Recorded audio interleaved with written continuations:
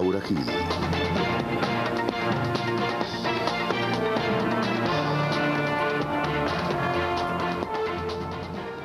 Buenas noches, soy Laura Gil y esto es Hashtag Internacional, un programa para debatir temas de Colombia en el mundo y el mundo en Colombia.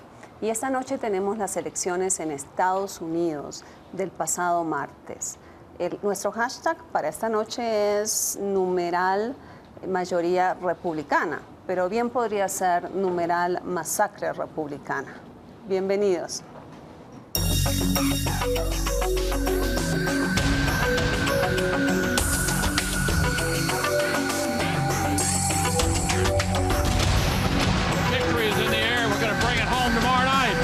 Mitch McConnell, el senador por Kentucky.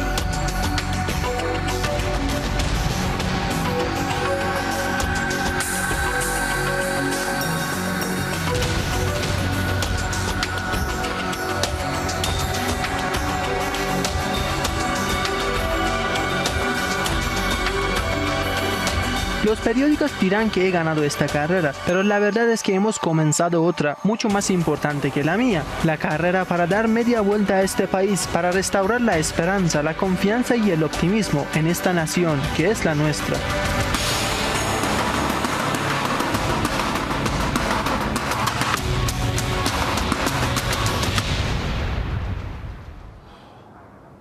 Bueno, les propongo que miremos lo que sucedió en estas elecciones. Los republicanos tuvieron una buena noche, así lo dijo el presidente Barack Obama, quien resumió el resultado de las elecciones intermedias del 4 de noviembre, en las cuales se definieron los 435 puestos que componen la Cámara Baja. En el caso del Senado, 36 de los 100 escaños fueron disputados, 36 de 50 gobiernos locales y una buena parte de legislaturas locales. Desde 1929, los estadounidenses no llevaban tantos republicanos al Congreso. El Senado quedó compuesto por 52 republicanos, 43 para los demócratas y 2 independientes, con 3 puestos todavía por definir, y la Cámara de Representantes por 243 republicanos y 179 demócratas, con 13 puestos aún sin decidir. El nuevo líder de la mayoría en Senado es Mitch McConnell. McConnell, de 72 años, oriundo de Kentucky, abandonó el centro político de su carrera inicial y se identifica hoy con el núcleo duro de su partido. Es opositor del Obamacare y defensor del derecho de portar armas. Fue considerado uno de los mayores obstruccionistas de las propuestas de la Casa Blanca. Esta noche nos han dicho que podemos llevar el cambio real a Washington.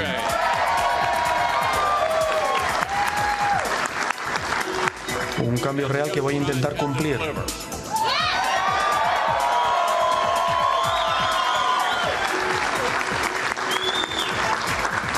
Amigos, esta noche pasamos página y veo un futuro prometedor. Los estadounidenses han visto que la muchedumbre que está ahora en Washington nos está haciendo más débiles en casa y en el exterior. Y ya está bien. El mapa de gobernaciones quedó así: 31 para los republicanos, 9 más de los que se tenían, y el mayor número de gobernaciones republicanas en 20 años, y 17 para los demócratas. 2 están todavía en disputa. Una de las elecciones más reñidas se vio en la Florida, en donde al fin y por un rango muy corto logró la ventaja el actual gobernador, el republicano Rick Scott. Con un 48.3%, Scott superó ligeramente al demócrata Charlie Crist, quien quedó con un 46.9%. En esta zona, los hispanos representan el 14% de los 11,9 millones de votantes inscritos en la Florida, la mayoría de ellos cubanoamericanos y puertorriqueños. Otro de los triunfos más destacados lo obtuvo el demócrata Andrew Cuomo, quien ganó la reelección como gobernador de Nueva York. Rob Astorino con el 56.5%. A nivel de las legislaturas, los republicanos obtuvieron el control en 67 cámaras de los congresos estatales y los demócratas solo en 29. 23 estados como Arizona, Florida, Kansas están hoy bajo el control completo de los republicanos, es decir, con la gobernación y las 2 cámaras de la legislatura local, y en solo 7 el control local está en manos de demócratas. Con una abstención del 67%, el voto latino no fue tan decisivo como se podía prever. Un número inédito de latinos, 25.2 millones, fue llamado a votar, pero en contiendas reñidas como Kansas, Georgia o Luisiana, solo representaban un porcentaje bajo del electorado. 57% de los latinos se identifican como demócratas y solo el 28% como republicanos, según datos del Pew Research Center. Pero el apoyo latino viene bajando. En 2013, 65% de los hispanos se consideraban demócratas y según este centro de investigación, 54% de los hispanos no considera la reforma migratoria como determinante en su decisión de voto. 146 iniciativas locales fueron consultadas en las urnas desde la legalización de la marihuana para uso recreativo, que ganó en Alaska, Oregon y Washington, D.C., y el aumento del salario mínimo que ganó en Alaska, Arkansas, Nebraska y Dakota del Sur. Bueno, y para analizar los resultados de estas elecciones, aquí hay 4 internacionalistas: Andrés Molano de la Universidad del Rosario, Ricardo García del Externado, Mauricio Pérez, internacionalista y economista de la Universidad del Externado, decano de Economía, ¿verdad? Sí, sí. Y Joan Antolines, que es profesor de la Universidad del Rosario, de la Universidad La Salle.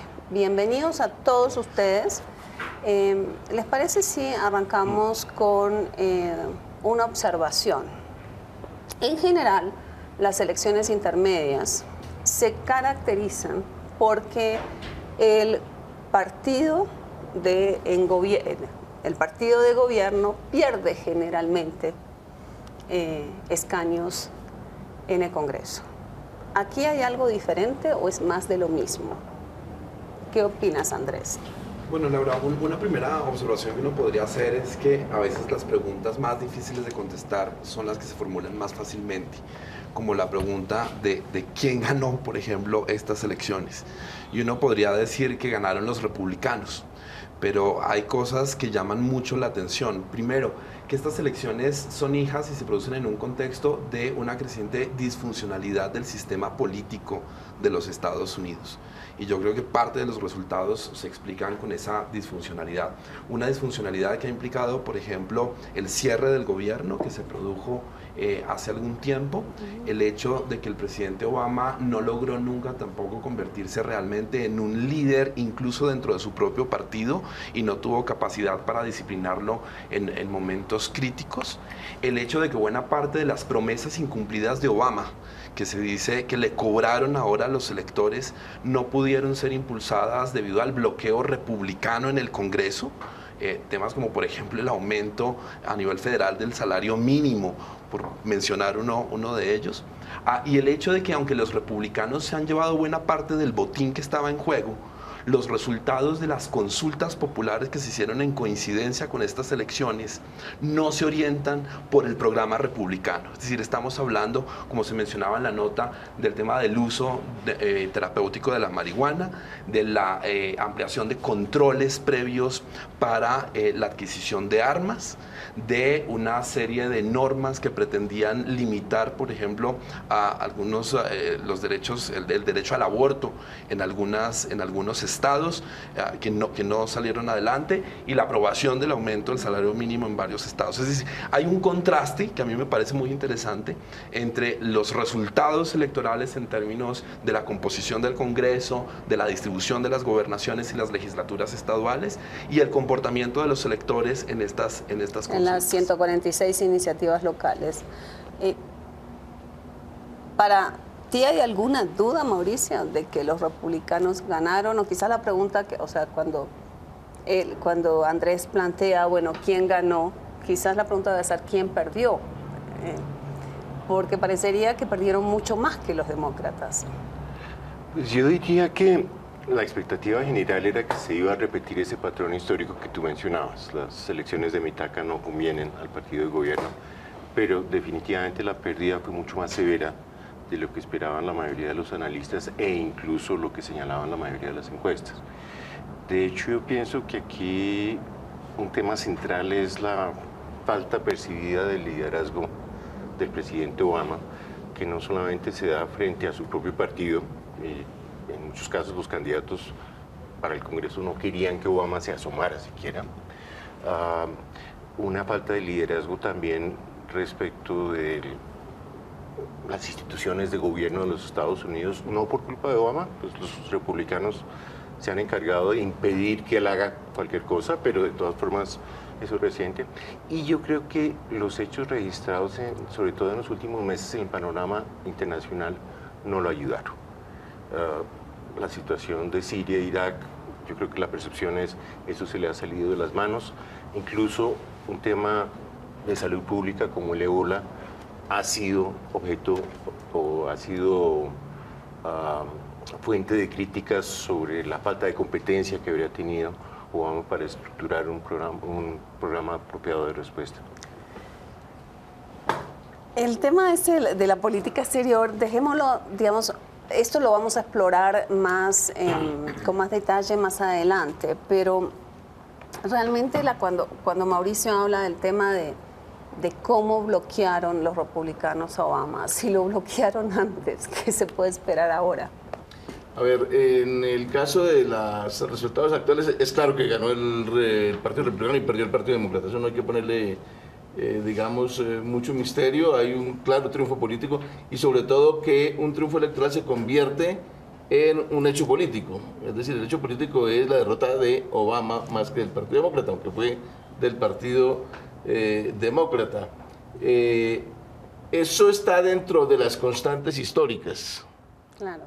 Pero aquí el problema fue más de cantidad, fue por mucho más de lo que dictan las constantes históricas, la pérdida electoral del partido que está en el gobierno, de modo que esa pérdida en cantidad se convierte en un problema de calidad, y es el hecho de que hay consecuencias en todo lo que tiene que ver con el equilibrio de poderes, con el manejo de las contradicciones y de los regateos para negociar cosas. El hecho es que antes la Cámara era de los republicanos, pero ahora también el Senado va a ser de los republicanos, por lo que la cosa se complica en materia de consensos para tomar decisiones.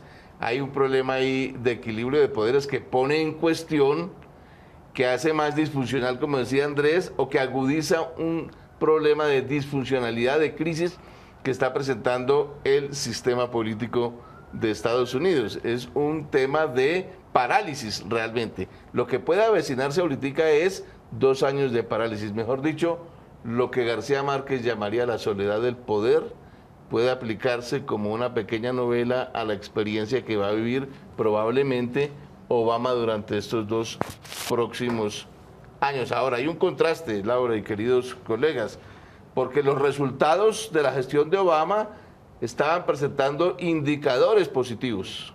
El caso del desempleo y el caso del crecimiento del Producto Interno Bruto y del déficit. Y del déficit. O sea que no hay una correspondencia entre el manejo moderado pero eficaz que ha hecho la administración de Obama con los fenómenos de opinión. Hay una especie de desarticulación entre los hechos o de diacronía. Muchos no están sincronizados y los fenómenos de opinión. Obama está desacreditado por lo pronto y sus resultados económicos no le han servido para atajar esos efectos en las elecciones. Pero si realmente, digamos, si hay una desconexión, si Obama está mostrando resultados y eso no se ve en las urnas, ¿cómo se explica? ¿Qué pasó? Bueno, habría que hacer énfasis en la cultura política estadounidense y esta idea de la libertad, de la igualdad que parten los estadounidenses también se mueve mucho por los medios de comunicación y por la influencia que tienen estos medios masivos. Apuntaban los anteriores que decían que los efectos económicos de la economía estadounidense proyectaban que los demócratas podrían tener un poco más de cabida dentro del Congreso.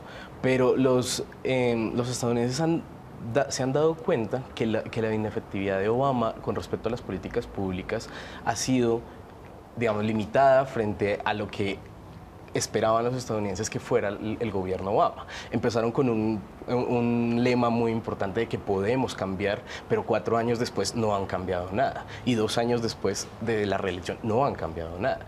Entonces los estadounidenses creo que están un poco cansados también de esa idea o ese fanatismo que se puede haber despertado con Obama, que termina siendo en minucias por efectos internacionales de la crisis económica, por cuestiones de la misma desvinculación de la sociedad civil frente a asuntos políticos que para Obama podrían ser importantes y que vemos que no tienen impacto dentro del estadounidense común. El Obamacare, la cuestión migratoria, parecía que eran unos temas que podían calar dentro de la sociedad, pero que no tienen unos efectos realmente profundos dentro de la cultura estadounidense. Y los estadounidenses quieren mantener de una u otra manera cierto control de su libertad, su individualidad, que pueden ver afectados a través de las políticas que propone Obama.